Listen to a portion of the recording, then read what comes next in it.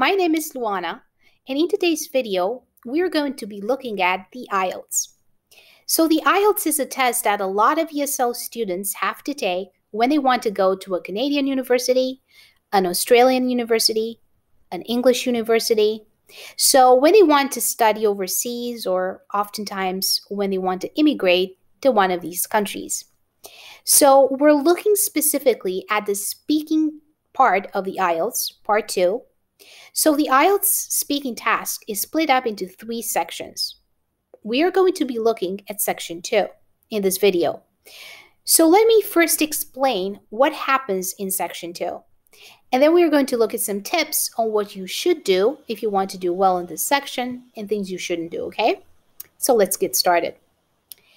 So in part 2 of the speaking component of the Ielts, you will be speaking for about 2 minutes, okay?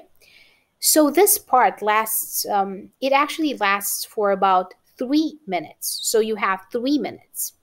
The first minute, you will be handed a question card, okay? So here's an example of a question card. It will tell you oftentimes to describe something. Describe a museum that you have visited. It will tell you what you need to say. You should say where it is, why you went there, what you particularly remember. This is just an example, okay? So it can be on different topics, but you will get a card that looks something like this, okay? So you have 1 minute to look at the question and to make notes and to think, okay, so what am I going to say? So that takes 1 minute, and then after that, the examiner will tell you, okay, you can begin. You must talk for 1 to 2 minutes, okay? 1 to 2 minutes. A lot of students actually consider this the hardest part of the speaking exam because it's not a dialogue, okay? Your examiner isn't asking you questions and you aren't giving answers and you're going back and forth. In this part of the Ielts, you just talk, and you talk for about 1 to 2 minutes. So a lot of students find this difficult because talking for 2 minutes, even for native speakers, is a little difficult, okay? So what's going to happen? So that's what's going to happen in this part. Now we're going to look at some of the topics. So what are some of the topics you might be asked about in this part of the Ielts? Well, topics often covered include, you might be asked about a precious item. You might have to describe a precious item that you own. You might have to say something about where you bought it from, or how did you get it? What does it look like? Why is it so precious? You might be asked about a special day, a sporting event you went to, or a concert, a special journey, or trip or vacation, people who have influenced you. For example, they might ask you to describe your favorite teacher. What was she like? Why was she so great? You might be asked about a book, music, a television program, a movie you saw, or even items of clothing. Okay, so sometimes you're asked about historical buildings. You might be asked about a neighborhood in your city. The key thing that you probably will be asked is, this question is often about description. Not always, but you usually have to describe something. And then they usually have 3 questions. They can be who, what, when, where, why, okay? So these are the types of questions that they ask, all right? So now let's look at some things you can do in order to do well on this part of the Ielts. So what are some of the do's for the Ielts, the speaking part? Number 1, very, very important, make notes. You're given 1 minute where you get to look at the question, and you're given a pencil and you can take notes. A lot of ESL students, they think, I don't really want to take notes. It's a waste of time. I know what I'm going to say in my head. What happens is, while they're speaking, they forget certain key points and they go off topic. They don't stay organized. So your notes are very important because they keep you on topic and they keep you organized, which is one thing you're marked on, okay? Another thing that is very important, write keywords. So when making your notes, don't bother writing sentences about what you're going to say. You only have 1 minute. So just write keywords, important words that will help you to remember what you want to say. It's very important to cover every point that is on the card, okay? So in our previous example, it said, describe a museum that you have visited, and it said, where was the museum? And I think it said, what do you remember most about the museum? Why you were at the museum? If you get these 3 questions, make sure you answer each question, okay? Another very important thing to do is these often ask you about your favorite experiences. Describe your favorite teacher, for example, okay? So it's good if you remember one of your teachers or whatever the question asks. It's good if you can use your own experience. But maybe you've never been to a concert or a sporting event. If this is the case, okay, lie, okay? Make it up. If your friend told you a story once about when they went to a concert, steal your friend's story. It's okay to make stuff up on the Ielts. The main thing is that you speak English. So whether you tell your own story about a museum you visited, or if you've never visited a museum, pretend you went to Louvre in France. Talk about how you saw the Mona Lisa and how it was a beautiful painting. Okay? So the next point of do's is expand your answers, okay? Expand your answers. So if it says, where was the museum located? Instead of just saying for that point, the museum was in Calcutta. Okay, that's too short. Expand on this point. For example, the museum is located in the downtown core of Calcutta. It's close to the university, some very important restaurants, and the Esplanade. Okay, not true, but you can expand your answer. Make it long. Give examples, okay? Another thing that is a good idea, because these questions are often about description, describing things, it's good to use your senses. Meaning, when you have to describe something, imagine it in your mind. And if you run out of things to say, think about your senses. What did it look like? What did it smell like? What did it sound like? So you get the idea. You can use your senses to help you imagine the area better, or the object, or the person. The next point, organize your speech. That is a must, okay? So some students, when they do this part of the Ielts, they talk and they talk and they talk, but there's no organization. So what you need to do is, it's very good to have an introduction. It's good to have a body, and it's good to have a conclusion. It's almost like you're doing an essay, but you're saying it. You want to introduce the topic, and then you want to address all the points, the 3 points, and then you want some sort of conclusion. You can say, so this is why this was a very memorable experience. To sum up, my trip to Holland was a fantastic experience I'll never forget. Okay, so you want a conclusion as well. Like I said earlier, it's good to imagine in your head the object, the person, or place. This is a very good thing to do. And it will help you be less nervous as well. The next thing is use introductory phrases. So when you introduce your topic, first thing you should say is, I want to talk about blank. I'd like to talk about blank. I'm going to talk about blank. You can use any of these. This can be your intro. So for instance, I'm going to talk about my trip to Spain. I'm going to talk about my teacher Mrs. Fitzgerald. I'd like to talk about the most precious object in my life, which is my pocket watch. Okay? So you can say whatever you like, but use an introductory phrase. This is another very important point. Use transitions, okay? So what do I mean by that? Well, transitions help you to organize what you are going to say. First of all, secondly, thirdly, finally. These are all examples of transitions. And in this case, you may be talking about what happened somewhere. You might be describing an event. First, we went to the soccer stadium. Then we watched the game. After that, we went for ice cream.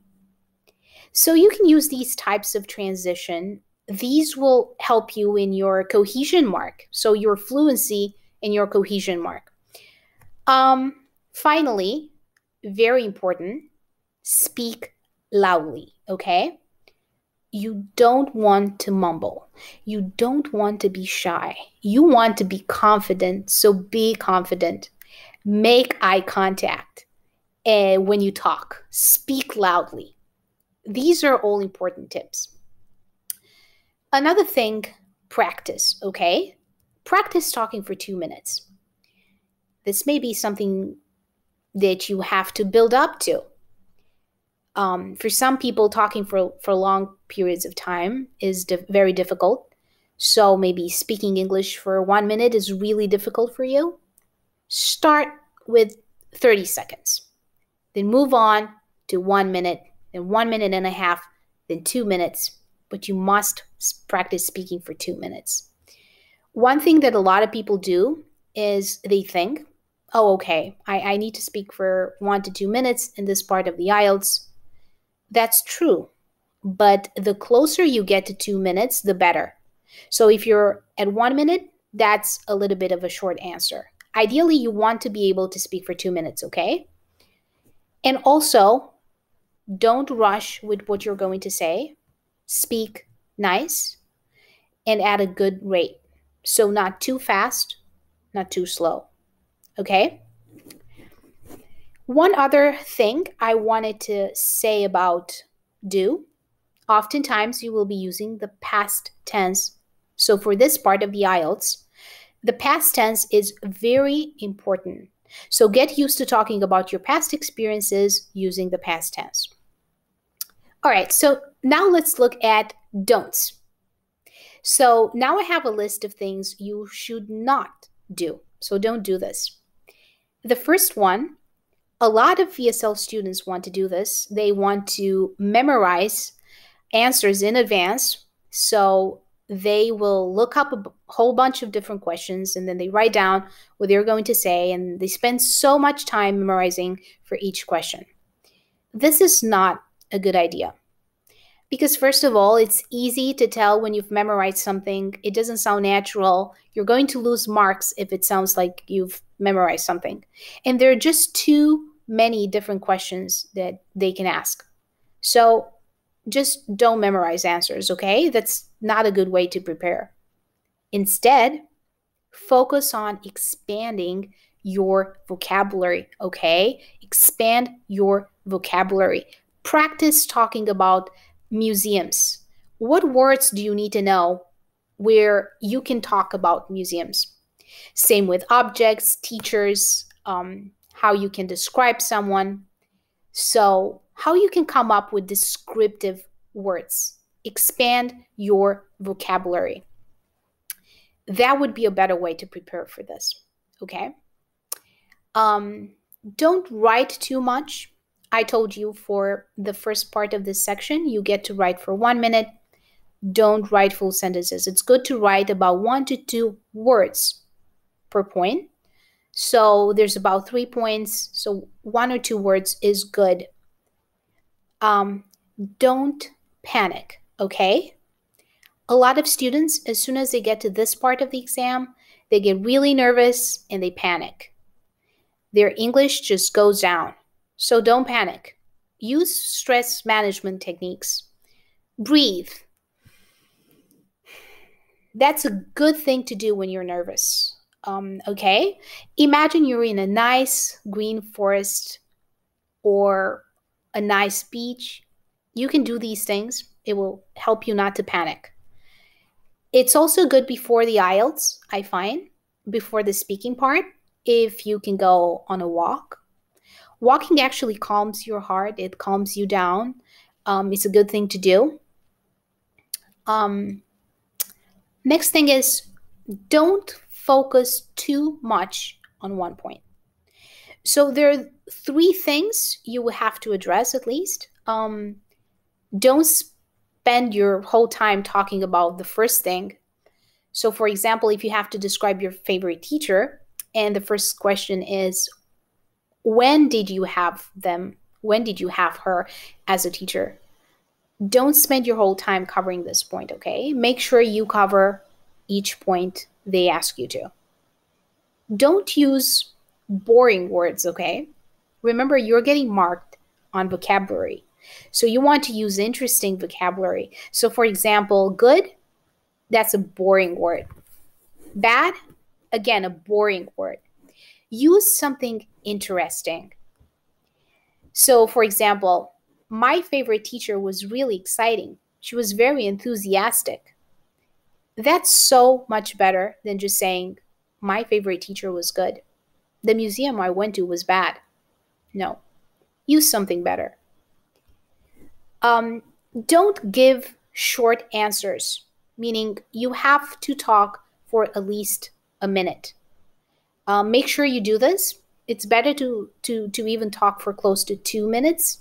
Make sure your answers aren't too short. So for example, I once went to the mall. It was a good experience. The end. Too short. Okay? You need to expand your answer. Don't go off topic. So what do I mean by this? Well, if you have to describe the most precious item you have, don't start talking about animals or education or technology unless it's relevant to what you're talking about. Don't go off topic. Just talk about what they want you to talk about. This is actually a very important point. A lot of students tell me they really worry about their accent. They think, oh, I can't pronounce things very well. I might mispronounce a word. I have problems pronouncing R or some certain letters, CH, or certain words like time, to, into, take, tell, hotel, until. It's okay if your pronunciation is not perfect. And if you have an accent, it's okay if you have an accent. Most people have accents, so don't worry. You don't have to worry about your accent. Well, actually, everybody has an accent. I have a Romanian accent, for example. Now, does my Romanian accent mean my Canadian friends cannot understand me? No. So it's okay if you have an accent. The main thing is that people understand what you're saying. So don't worry about your accent. Worry more about enunciating things, about saying things clearly. That's what you want to do. And again, grammar is one thing you're marked on. Your grammar does not have to be perfect. So if you make a mistake, move on, okay? You can make mistakes. It's okay to make mistakes on the IELTS.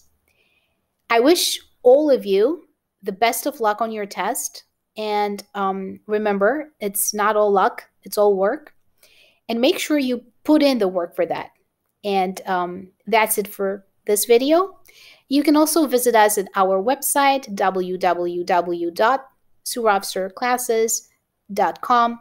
There's a short quiz there, a little bit of comprehension, a little bit of listening practice for this video. Again, very important to practice. Practice with a timer. Make sure you speak for 2 minutes. So come back next time and I'll have more English lessons for you ready. See you then. Bye-bye.